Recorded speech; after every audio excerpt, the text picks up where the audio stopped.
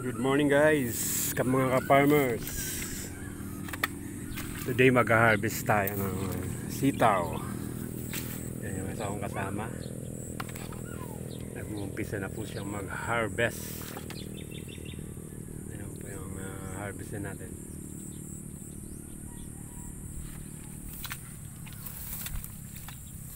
Alright. Ayan. Medyo konti pa lang yung bunga kasi nag-uumpisa pa lang sila.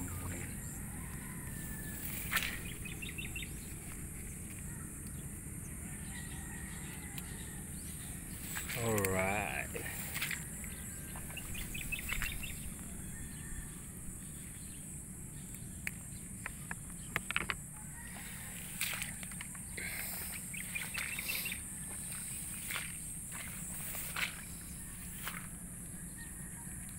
So next time po na magtatanim tayo ng sitaw, mas makabubuti sigurong may plastic mulch kasi kagaya niyan po, ayan, kung hindi namin to dinamuhan, Diyos ko,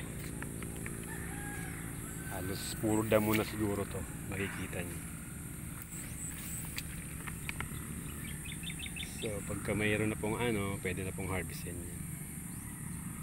So ito medyo langanin pa po ito. Hindi, after tomorrow pwede na yan. So mga ganito po okay na ito. Ayan.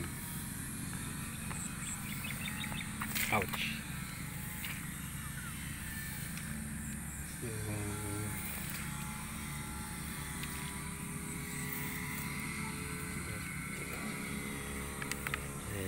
ayan ang mga ganyan.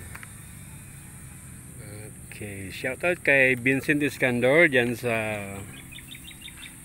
San Pedro, Laguna. Paring Beans Iskandor. Ang layo ang layo ng kumpare natin.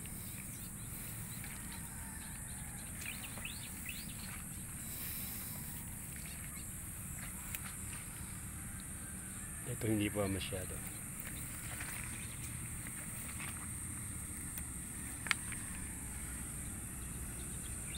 Ayan.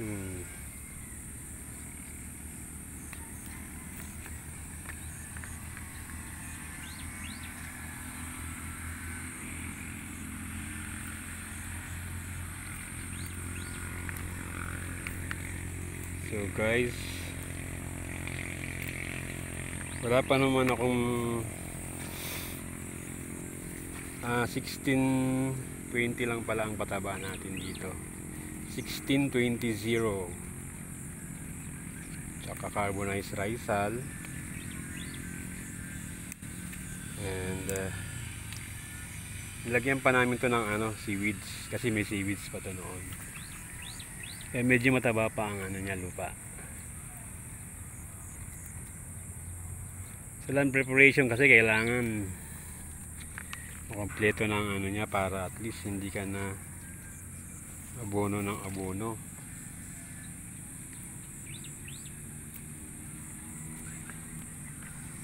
So yun po.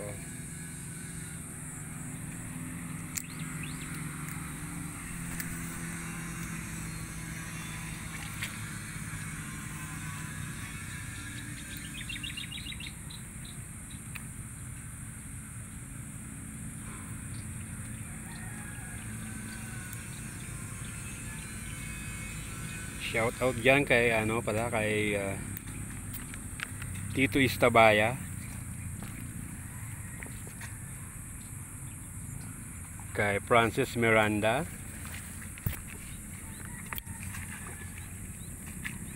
ayan pag pumunta kayo dito Francis Miranda, Tito Istabaya, mahad.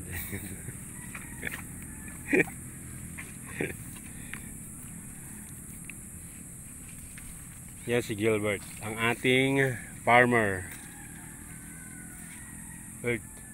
Alam mo naman mga tugas. Ang mga lupa baga ay mga hinog na hulbot na yan mo na.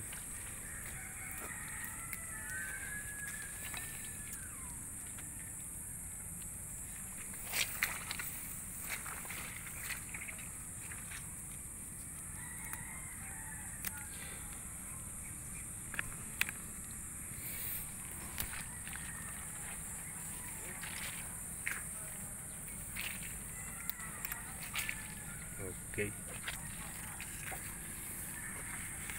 Yan lang po mga ka-farmers. Ingat-ingat po tayo. Salamat sa panonood.